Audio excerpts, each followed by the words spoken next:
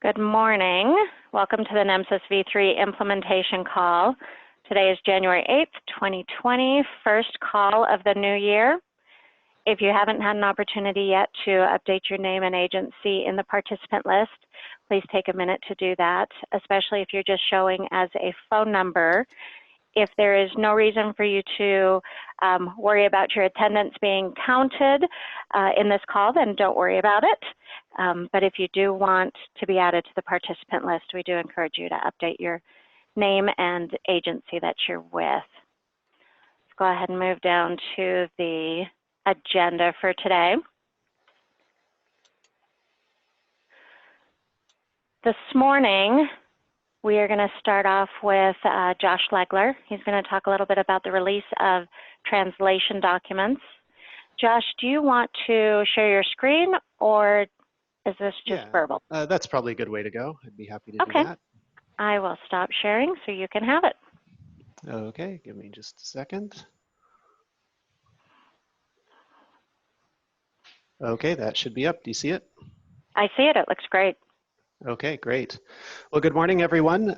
We have, with the fresh new year here, released the translation tools for NEMSIS version 3.5 to translate between that version and 3.4.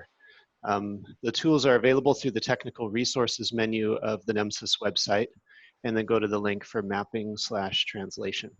Here are the resources, mapping from 3.4 to 3.5.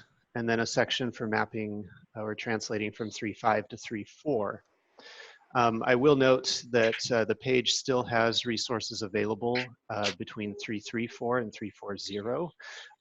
Those resources are no longer on the master branch of the NEMSIS repository. They're on the release 3.4.0 branch, since they don't pertain to 3.5.0. And also the mapping tools from NEMSIS version 2 to NEMSIS version 3. We did not develop mapping from version 2 to version 3.5. If there is a need, let us know. We hope that version 2 is old enough now that we will no longer need to provide translations to the most recent version of NEMSIS. So all of these tools are also removed from the master branch of the repository and still exist in the release 3.4.0 branch. Let's dive into the new translation tools, 3.4 to 3.5 and then 3.5 to 3.4. You'll see the links to the XSLT files that would allow you, if you run a document through the XSLT, stick in some data in 3.4 and you'll get it back out in 3.5. That's the short and simple answer, but of course we all know that as we change from one version to another, there are limitations in how we can translate data and how completely the data can be represented as it goes from one version to another. So the documentation is a great resource to so you can see the decisions that were made regarding these translations.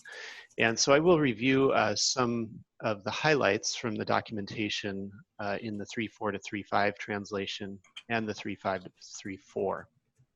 So starting with 3.4 to 3.5, bring that up.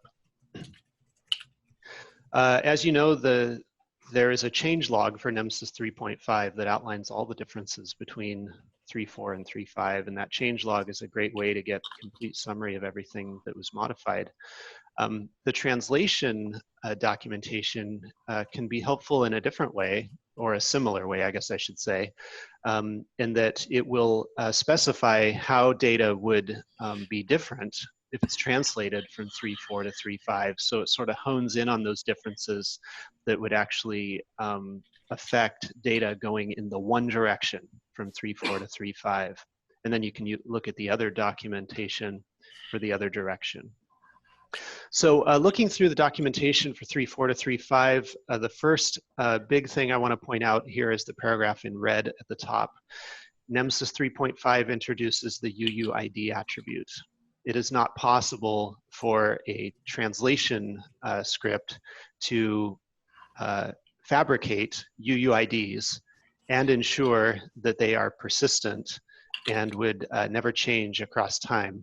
Of course, we introduced UUIDs because it was hard to track objects across time. And so the translation tools from 3.4 to 3.5 will not create a fully valid document for DEM dataset or EMS dataset, since both of those datasets contain UUIDs, which are mandatory in 3.5. Those UUIDs will not be present in the translation output.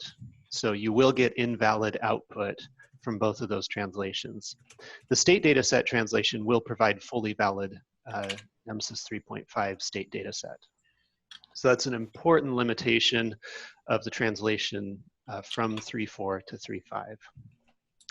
A few other highlights. As you read through the documentation, you'll see all the decisions that were made regarding translation.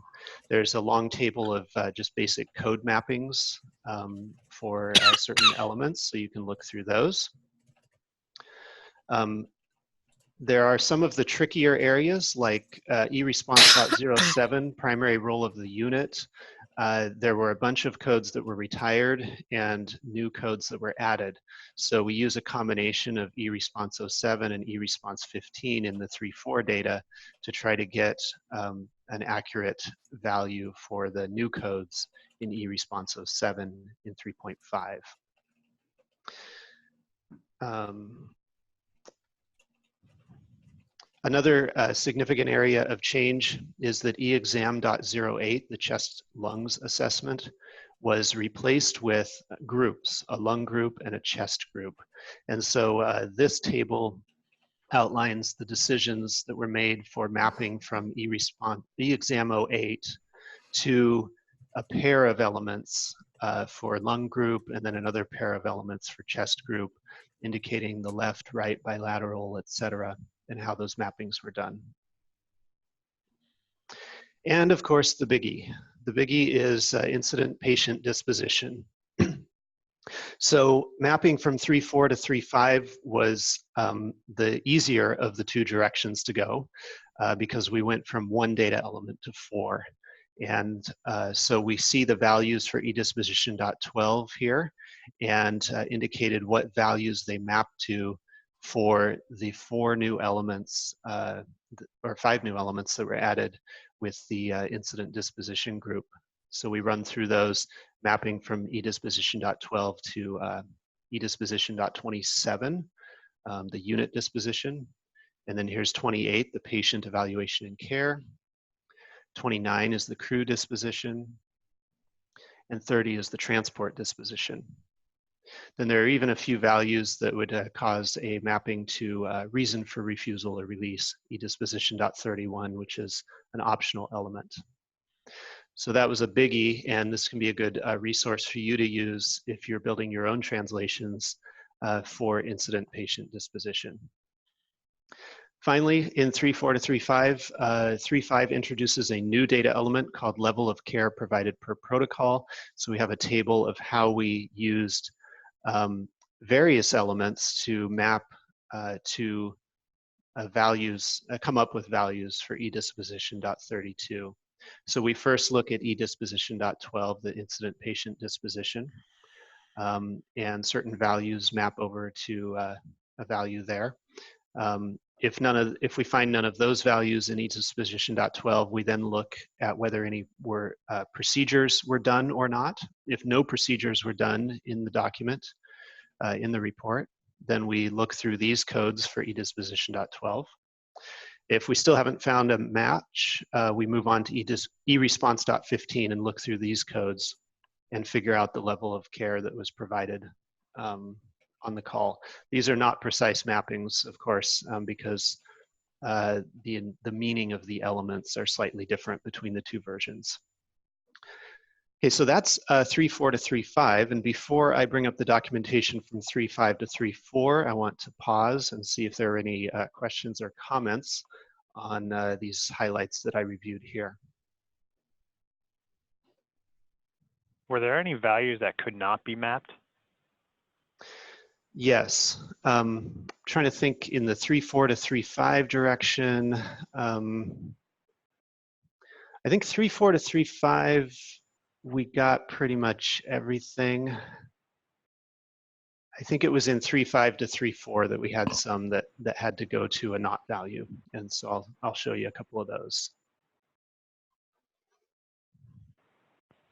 Okay, thanks. Mm-hmm.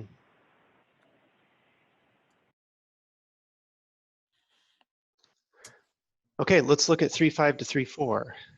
I'll bring up the documentation for that.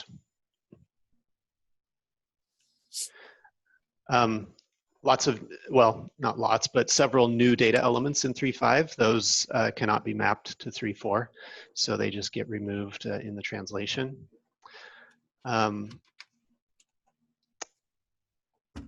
UUIDs are removed since they're not supported in 3.4. Here's the basic code mappings. So you'll see a bunch of just choices that map over. Here's an example here, like with dispatch reason, 4 new choices that cannot be mapped to an existing choice in NEMSIS 3.4. They end up mapping to no other appropriate choice. And you will see some loss of precision. You know, dispatch delay is another. These 3 new values are just going to map to other in 3.4. So you'll see several of those. Gender is another one. We just don't have a way to map these new values. They go over to a not value if not recorded. Scrolling down past that table, level of care of this unit was retired in 3.5, so no longer exists there, but it is mandatory in 3.4, so we had to come up with some value to put into that element. So this, again, is not a precise mapping. We lose some precision here, but we first look at eResponse.07, and for certain values of that element, we then go look at the crew members and see if crew member levels were recorded. And if any of the crew members had one of these levels here, then eResponse.15 becomes that value that's on the right-hand side. Essentially what this does is if eResponse.07 indicates that you were ground transport ALS equipped, and the highest level of crew member that you had on the call was a paramedic, then we end up on this line and we go ahead and say for eResponse.15 that your level of care was paramedic. We know that could not be entirely true. You may have had a paramedic on the crew, but in fact the ambulance was stocked at a lower level. We just don't know enough about it, you know, so we come as close as we can with this mapping.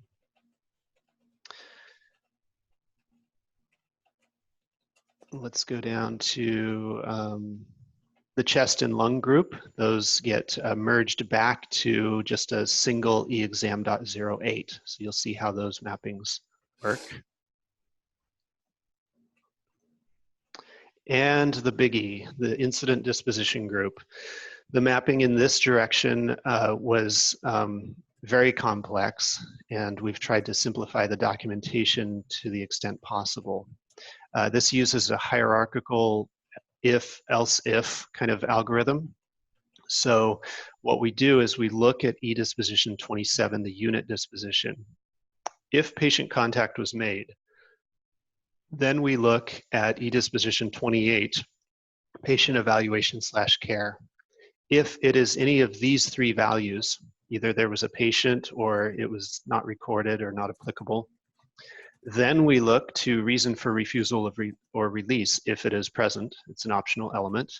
If we do find one of those codes in reason for refusal, then we map to these values here. eDisposition.31 is a multi-value element.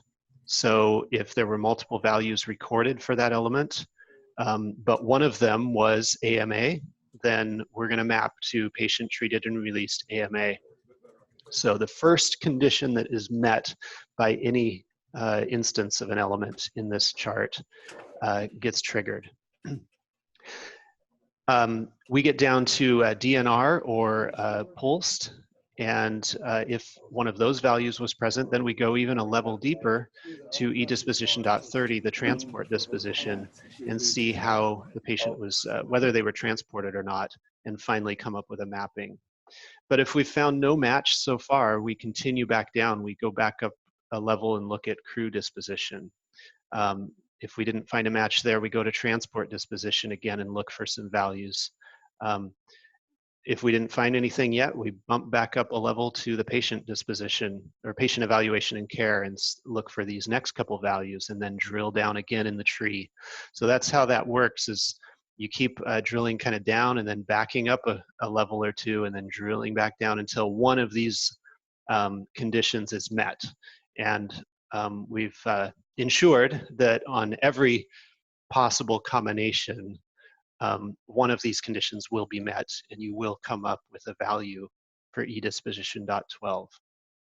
There are actually 3 values for eDisposition.12 that this translation will never generate, and they are the different values for assist. There's actually no way that we could identify in the 3.5 data to identify when something was one of these values versus being like a standby. So we ended up mapping to standby in cases where that would be ambiguous. So that was a big one there for sure. We hope that those resources will be useful to you, though. You know, even though we do acknowledge up front that things are imprecise whenever you are translating data between versions. Obviously, we release new versions in order to support new concepts. And so translations have to be a little imprecise, but we think that these will be valuable resources so that as you're working on translating between the different versions, or perhaps building analytical tools that allow your users to look at data across multiple versions, that there can be a consistent approach as to how that data is mapped. Any questions or comments on the 3.5 to 3.4 translations, or on really anything that I covered this morning?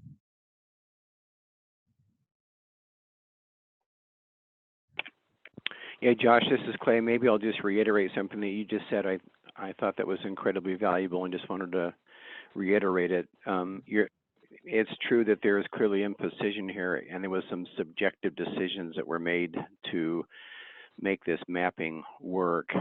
But by providing this document, we hope to limit inconsistency, right? So the worst thing that could happen across the country is that we have imprecision and inconsistency. So we can all live with the imprecision if we're consistent across the country, and data sets in Alabama compared to California are mapped in the same way. So that's I think the value of folks utilizing these tools.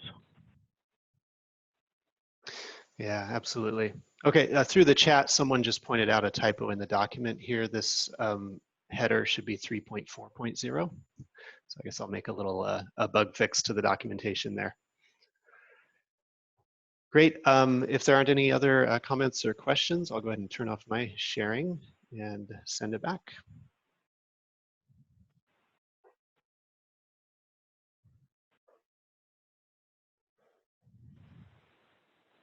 All right, thank you, Josh. Next up on the agenda is the 2019 data submission deadline. That deadline will be February 14th of this year. We do recognize we're aware of 2 different states that allow 60 days for their agencies to submit data. So we're aware of those 2 states. If you if you're not sure if we're aware of your state rule on that, please let us know. But otherwise, 2019 data, our deadline for that will be February 14th. Any questions on that? Awesome. Hey, Julianne, this is Clay again. Yeah. Yeah, sorry to keep interrupting. I just wanted to give a quick shout out to all the folks on this call, both the vendor community as well as the state data managers and other EMS officials that are on the call.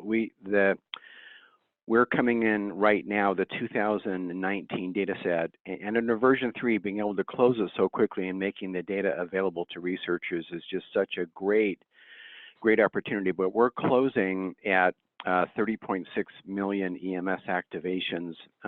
That makes it the largest annual collection of NEMSIS data ever. the move to version 3, of course, was painful. A lot of states kind of spent some time coming up and on board, but clearly there's been incredibly hard work that's been done over this last year to make sure that states are up and running. And it's really a pat on the back for all of us to be able to provide researchers and the federal government with the largest collection of EMS data ever across the country. So thank you from the NEMSIS TAG just for the hard work that you've done in that regard. Thanks, Julianne. Thanks, Clay, for bringing that up. That's a really good point. Appreciate that.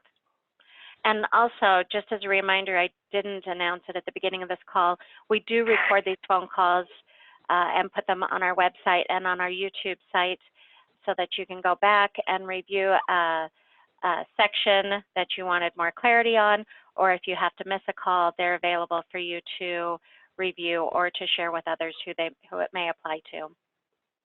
So just want to make you all aware of that.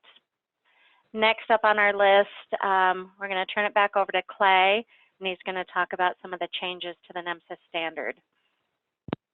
Okay, great. Thank you, Julianne, and welcome everybody. Thank you for joining the call. I'm going to combine this item number 4 with the item 6 as well. It's really one topic. I want to lay out just a couple of thoughts, and then I would really love to have some feedback from both the vendor community on the call as well as the state officials on the call. So during the last about 7 months, we've had, of course, the value of NEMSIS and the reputation of NEMSIS continues to grow. And so there's lots of voices that see the value of using this data and being able to improve the care that we offer to our citizens. But to do that, of course, there's been slight requests for revisions that they'd like us to make to support those things. How we handle those moving forward is incredibly important. And in the last kind of 7 months, we've had 2 requests that I just would like to review and get feedback on as to what's the best approach. So I've labeled these as required requests as well as supportive requests, and I'll define those 2 and then we can talk about both of them a little bit. So with required requests, I'm just pointing out those requests that we receive that really are expected to be a national change. So a good example was the CMS revision to who could complete a physician certification signature. So new types of healthcare providers, 3 types of healthcare providers have been added to that list. So that would mean that we would need to add 3 values to e-payment 05 to support that change in CMS. That became effective January 1 of this year. So that's kind of a required change we need to consider that really is expected to be a national rollout. The supportive changes, as I kind of labeled it, and that's not a really good label, sorry about that, but that's where we attempt to support projects that we think are incredibly important to EMS. A good example is ET3. They have requested adding some additional values to eDisposition 21 type of destination to support the additional kind of alternate destinations that they're now going to support and pay for the patient being delivered to. So that is supportive of that project. It's not a national rollout. Not all areas of the country will be participating in ET3. If ET3 is successful, then those would be probably changes that would be, quote, required because we'd want national rollout. But that's the segmentation I'm talking about. So want to start with the easier of those 2 to talk about, and that is the supportive idea. So how do we support ET3 in adding new values to for example, eDisposition 21? Well, the easiest way to kind of think about that and to do that is to take advantage of the custom configuration processes that are built into NEMSIS and utilized by states. We've never really had kind of a national custom element in NEMSIS, but we could do that here, where we develop the custom configuration to add those additional destinations to eDisposition 21, and then we post it on our website and expect all all agencies and vendors that are participating in ET3 locations to be able to utilize that standard custom element to ensure that CMS is receiving the exact same values, the exact same codes from all of their participants across the country. So that one seems pretty straightforward and probably a good way to deal with that. Any questions about that approach before we go on?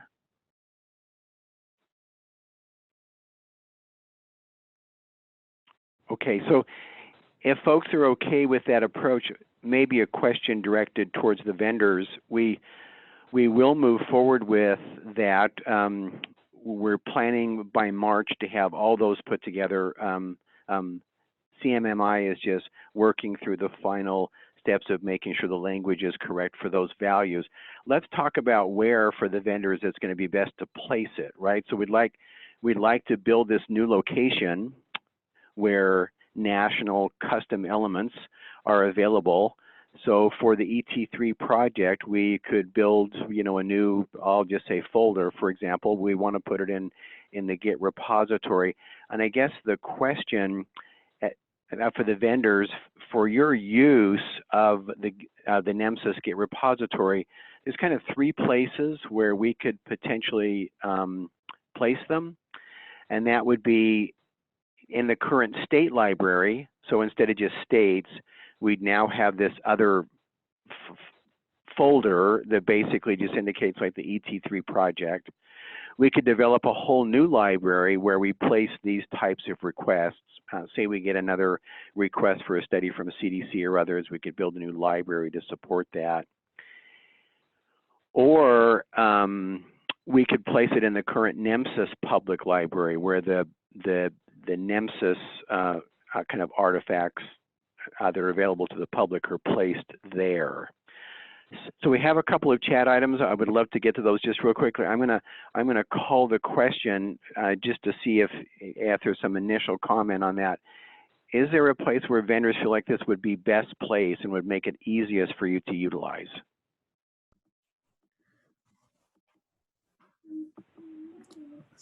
I'd say that using the same structure as the states would probably be easiest. I don't have a very strong preference, just kind of that might be the least, you know, most reuse of what we do already. Okay, thank you. Yeah, thanks for that comment. That makes some good sense. Do others feel the same way? It would also be great if somewhere in the data dictionary that it told you that there were national custom elements for that.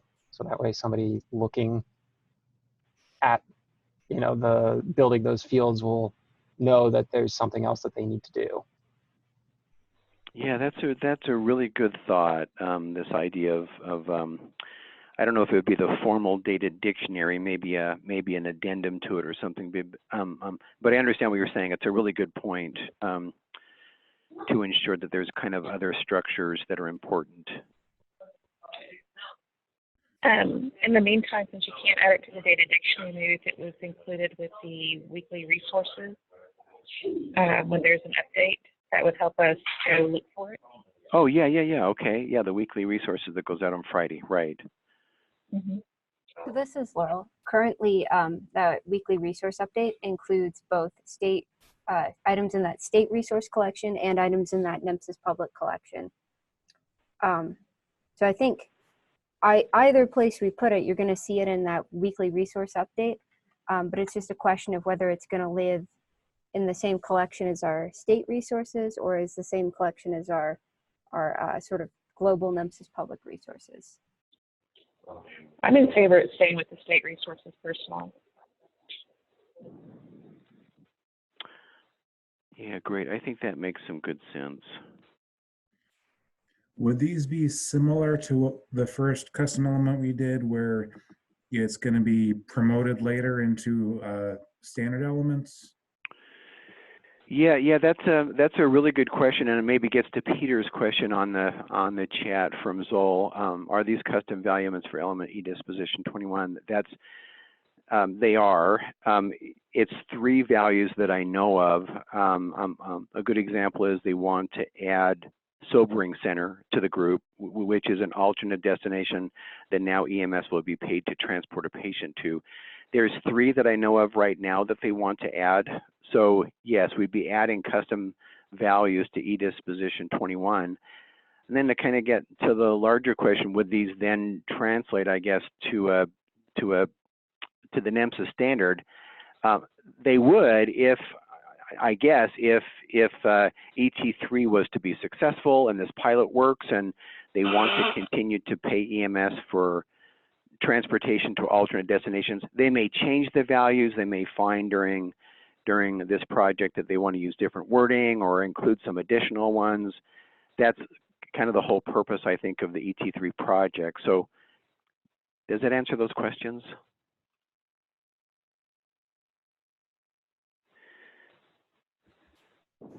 Okay. Doug from Nebraska also had another question. What about changing ERS 14 to allow pertinent negatives such as unknown? Let me take a look at that, Doug. That kind of speaks to the second idea of this kind of required changes, and so we'll get to that for sure in just a couple of minutes. But that's a great example. Thank you. You bet, Doug.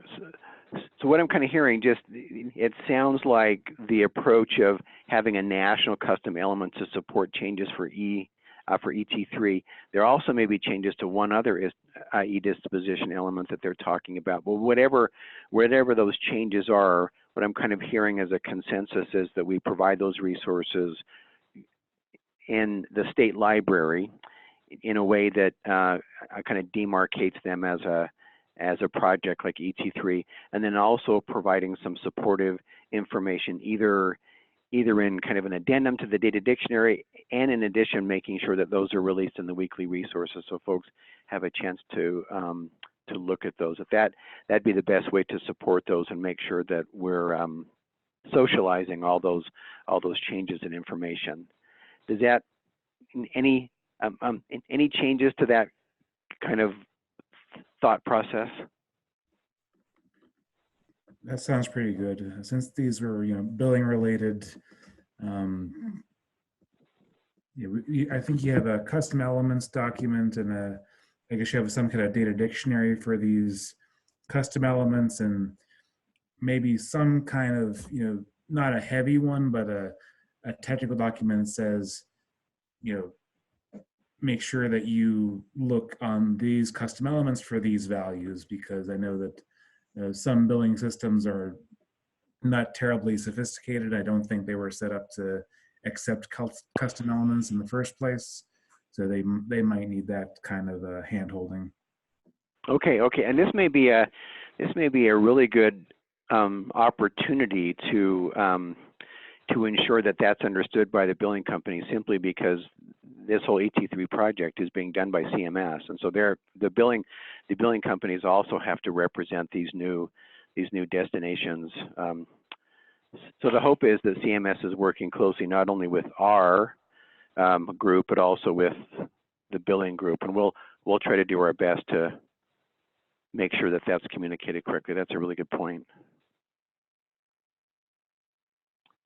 Okay, well let's quickly move on to the other kind of category where there's been a change or a decision to approve something that really is expected to be a national rollout, right? And it's similar to what Doug is asking here as well, that there's an issue with a current element in NEMSIS. So let's talk about kind of basically how to deal with this moving forward. I'm gonna take a step back from Doug's question just for a minute and talk about an example of this expected national rollout of a CMS decision. So also folks know that that CMS has approved 3 new types of healthcare providers to do a physician signature sign-off for an EPCR, and so that changes our e-payment 05.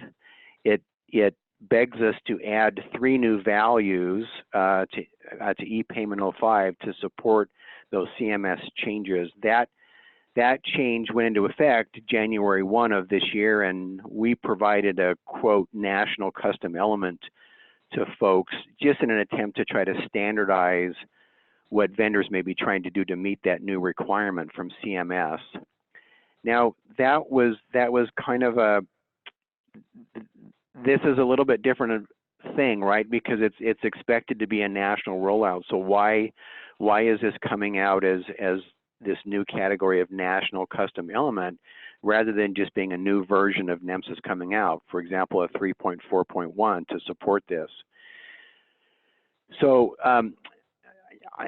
I guess the question I'm trying to call here, right, is Doug, for example, has brought up a change to the standard that may be important to make, could fall under the current definition of a critical patch, and we would just provide a patch for that with the consensus of this group.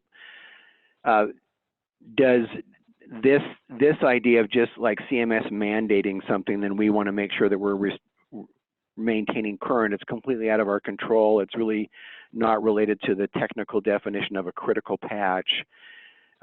We could certainly roll it up in that way.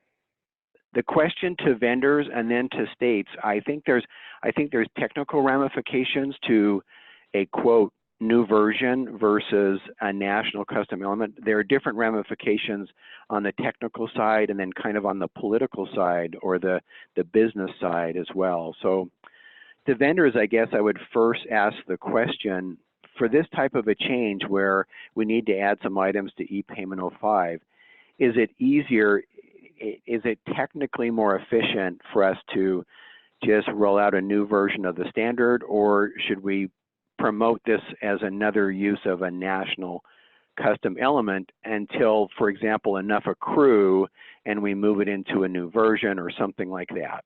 What are vendors thinking about the best approach for those type of national rollout changes? And this is Josh. Just as a reminder, these changes were incorporated in the latest release of NEMSIS 3.5. So now it's that question of, well, what do we do with 3.4, these older versions? Yeah, thank you. Yeah, thanks, Josh. And for us, at least, it doesn't make a huge difference either way because we're doing coding, and just whether it goes into one place or another doesn't make a huge difference. It's a little bit, there's a little consistency issue with the custom element versus the regular element later on. So kind of reversing that is a little bit more work.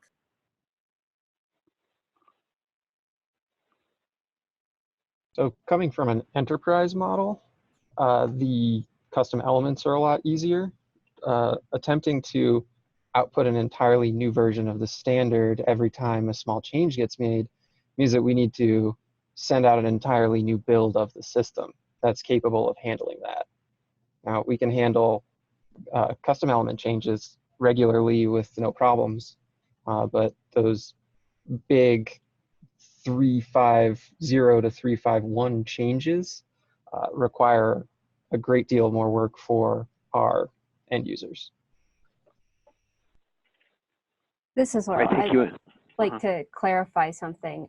So we're not talking about going from version 3.5 to 3.5.1. We're talking about going from version 3.4 to 3.4.1 in order to add 3 new values to the existing element ePayment 05. These 3 values were already added in version 3.5. So the question is, to add those 3 values for your version 3.4, would you rather add them through the standard as 3.4.1 or add them through a custom element as, you know, ePayment 05 custom element that adds 3 new values? We're not talking about releasing a new version of the NEMSIS standard beyond 3.5 yet.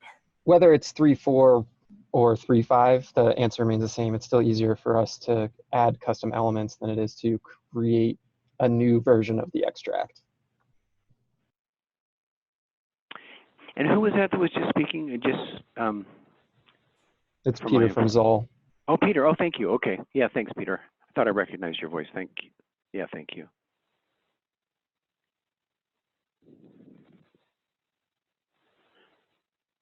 How about other software products There's lots of folks on the phone. ESO, image trend. How do other folks feel about those two choices? This is Laurel again. I know a lot of you have spoken up about how custom elements can be difficult to implement or annoying for different reasons when we've talked recently. So I'd really love to hear from you as to what your preference is in this particular situation. So this is Samantha with ESO, and for us, whether it's a custom element or a minor NEMSIS release, for us the development work will be the same. Where I will struggle is it's easier for me to go look at the data dictionary and see those values than trying to remember, keep a separate section of all of these custom elements are part of the NEMSIS 334 standard. If that makes any sense. No, yes, Samantha, that makes great sense. So that speaks again to this idea that if we do this, we've got to have some way to document them in an easy, usable way. That's a really good point.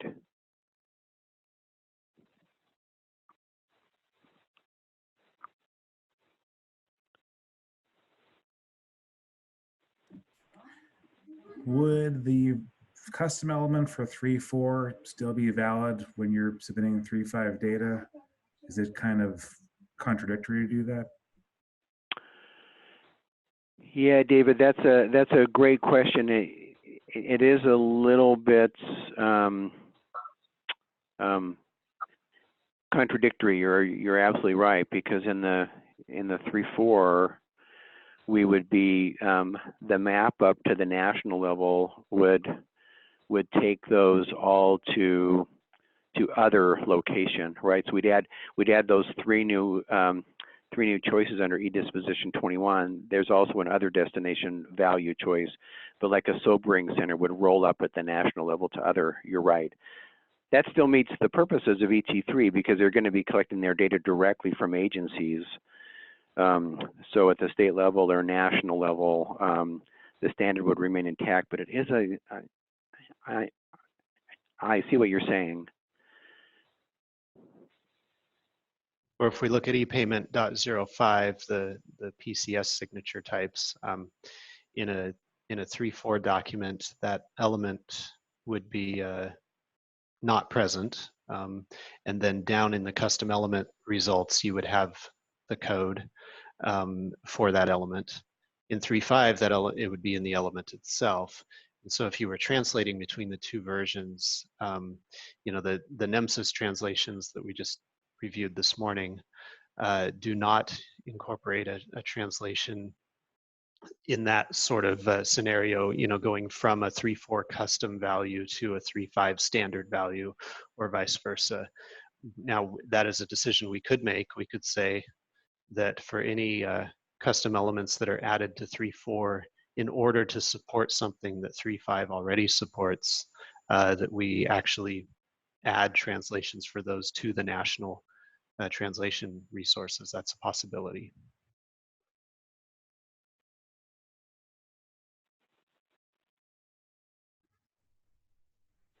Yeah, I kind of wonder about the transition from custom element to formal element, whether that's, we're going to be doing double work, I think, in that case, based on some of the comments that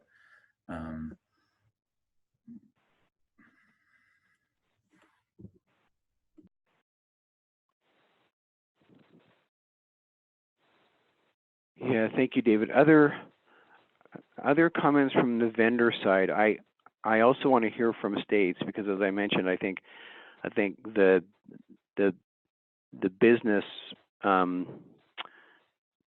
milieu or climate for the release of even a minor release of NEMSIS has different connotations. So want to give a little time to states, but any other comments on the technical side from vendors? I'm hearing that there's not really a big technical advantage to either approach.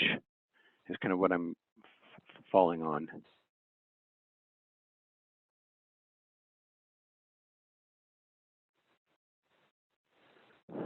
Okay, well, how about from the state side? So, is there an advantage to either of those two approaches from the business side?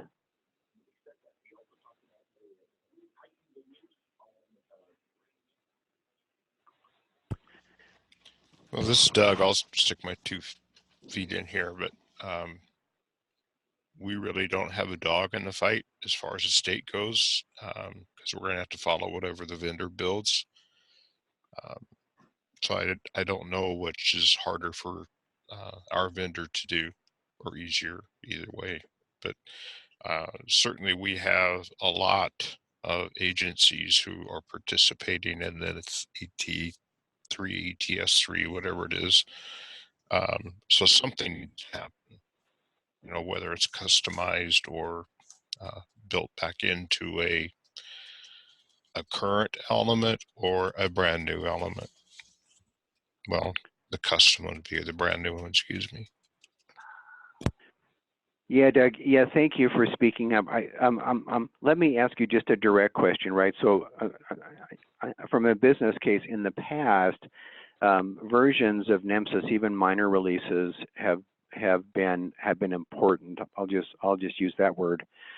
So, if there was now to at 3.4.1 was to come out close to the same time that, of course, 3.5.0 has come out, is there complexity there? Is there confusion for you in your office? Is there issues that you would have to chase through on the business side if something like that were to happen?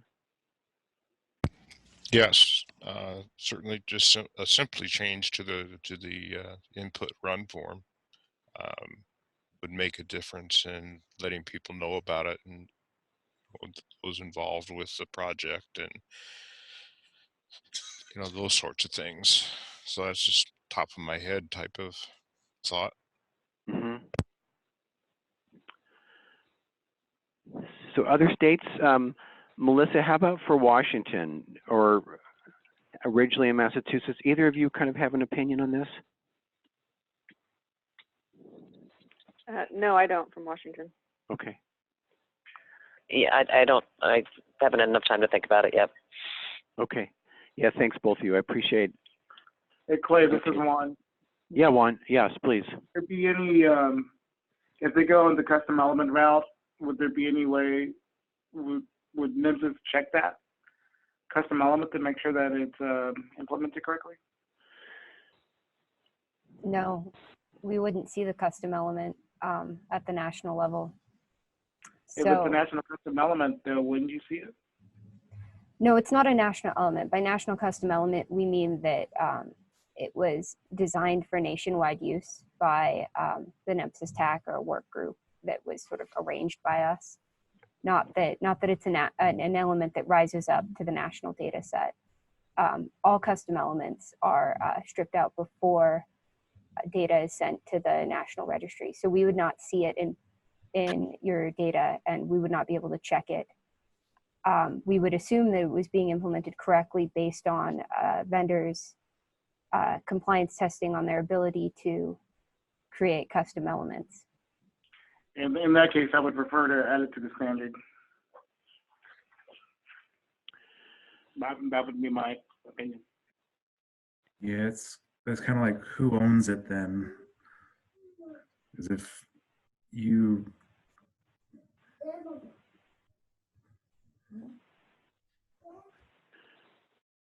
Yeah, good points, Juan and David. That's helpful. Other states have opinions. Mark from California, did you have? Not at this time. I kind of am listening to what's going on. We have some of us have to look at it from the state level, but we also have to look at it from the local level to collect the data as well. Yeah.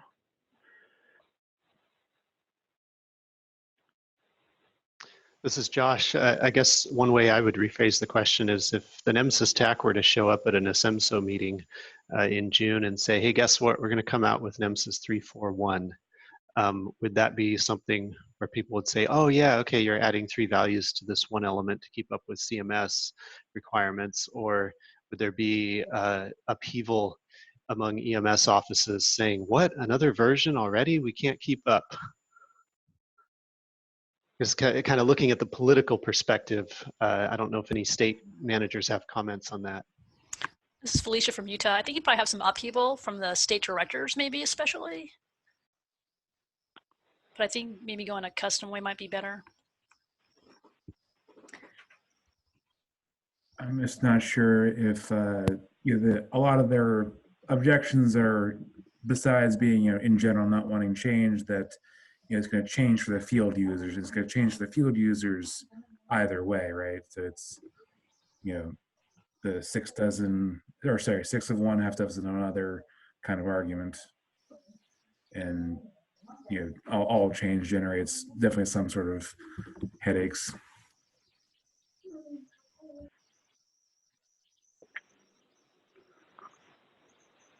Yeah, great comments. Have anyone else on the call kind of formulated a thought that would be helpful here?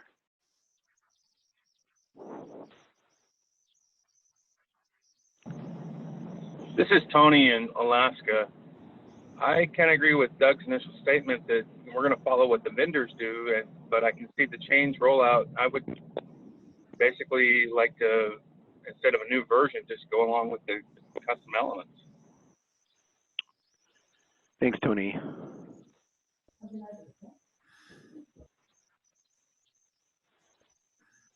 Custom element gives us a pretty good flexibility as far as, if we don't feel like it, we just won't do it unless, we're demanded to by somebody, a state or a particular agency doing an TT3 or something.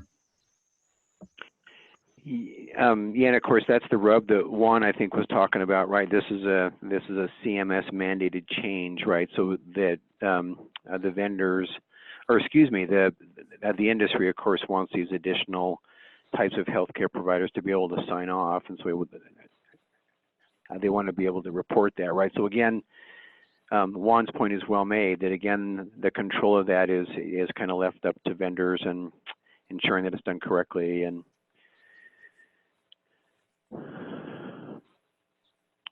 okay, good. Well, this has been incredibly helpful. Let us take this conversation back to the Office of EMS and NHTSA. They are keenly aware of this issue. Eric wanted to join the call, but he got called away for a meeting with EMSC, so I don't think he's on the call. We'll take this information back, and then we will certainly report back on the next call how we're going to handle these two different types of changes to the standard. And Doug, it will also include your comment about ERS 14, right? I've got a couple of those type of things too. They're just kind of sitting in the wings that are just always associated with any standard, and we pull the trigger on a critical release based on those issues. We'll continue to investigate that, and we'll keep everybody here closely aligned to that discussion. Yeah, I appreciate that. I think it's probably going to be more difficult than I can imagine just listening to the vendors here, because it would be changing, I think, a lot of the stuff already written into ERS 14 that doesn't allow a pertinent negative. I don't know, but it's also just the reason I put this out here is that there's a lot of EMS providers who are suffering the circumstances of not being able to put a unknown date and time when someone's been dead for 2 days or 2 minutes. So if they don't document it and document it accurately with a real time, and your guys' definition says take a shot at it, put the best answer you can, well, then they're setting themselves up for a legal issue. So it's a tough situation to be in. So I don't know how it would shake out, but Clay, I think you'll probably be getting an official letter from Nebraska talking about this, at least for what my boss said this morning. Great, great. Thanks, Doug. That will actually be helpful. So Yeah. I would appreciate that. And Clay, one more thing too. Martin from Oklahoma weighed in on the chat feature too, to avoid a 3.4.1 version and go with custom elements as a better option due to more flexibility. So that was in the chat feature from Martin in Oklahoma. Great, great. Thanks, Martin. Appreciate it. All right. Well, if others have comments, I know we kind of sprung this on you. If there's other conversations you have with your colleagues within the states or within the vendor communities, please reach out to us, and we'll certainly communicate that information to NHTSA as we work through this issue. I'll turn it back over to you, Julianne. All right, thank you, Clay. And Laurel has our next item on the agenda. Since we combined 4 and 6, we'll go to Laurel with questions on maintaining software compliance. Hi, everyone. Just real quick before the hour wraps up and we start losing people to other meetings. Thank you to all the vendors who joined the call, all the new vendors. So at 10 minutes after the hour, 11 minutes after the hour, I did capture our participants list, at which time we had 54 participants. There's a few less now. I've recorded everyone's names and organizations. There were a few names, didn't have an organization listed, and I didn't know where you were from. My assumption is that your states. I took everyone's name down just in case, and all the phone numbers for people who called in. About an hour after this call wraps up, you will see on the NEMSIS website, on the compliant vendors page, you will see a participation value in the, or a percentage value in the V3 call participation column. This will apply to companies. So if your company has multiple products and you had anyone on the call, your participation will be 100% for all of your products that are listed. If you check the NEMSIS website on the compliant vendors page in about an hour and you see that you are listed as 0%, but you know for a fact you were on the call, please let me know. I realize that, mistakes can be made, and I'm not perfect. So if anyone gets missed in their attendance, please just feel free to reach out. I did capture the full list so we can get everyone in there. So that's sort of the deal on the call participation and where we're at. And I'm sure everyone's aware of the other new compliance requirements, recertification every 2 years. So if you haven't certified in the past 2 years, you will need to recertify before January 1st, 2021. And then attendance at the 2020 annual meeting. The NEMSIS annual meeting attendance will be a required part of compliance every year now. So if you haven't been in the past, it's a great meeting, really informative, really good time, great time to collaborate and help move the standard forward. But we're looking forward to seeing all of you in 2020 at the annual meeting. So that'll be sometime in August, I believe. I don't know the exact dates yet. If anyone has any questions about these new requirements or really anything related to compliance, happy to answer them now.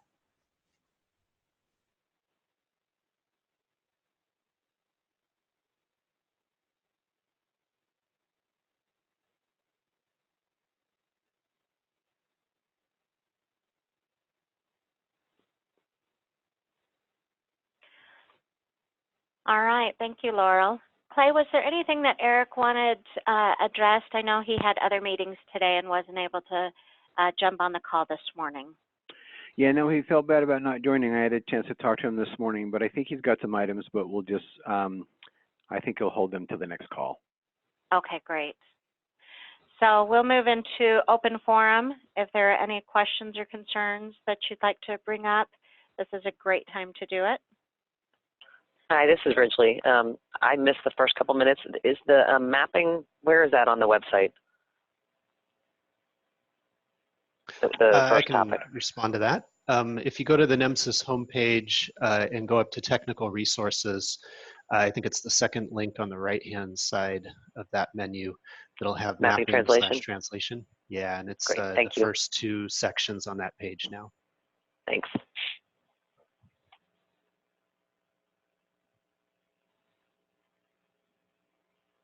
Where was that, Josh? And I'll show it. Technical resources. Yeah, mapping, Mapping slash trans- translation. Mapping, two links down. There you translation. go. Right there. Okay. So this is where that is located. 3.4 to 3.5, and then 3.5 to 3.4. Great. Are there other questions for open forum?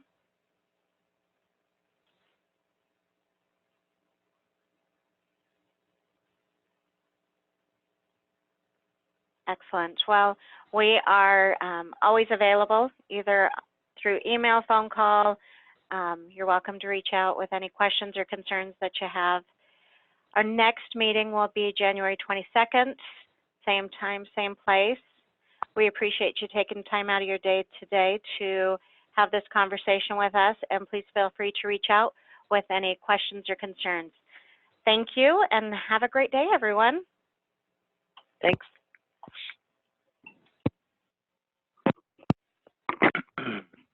Thank you. You as well.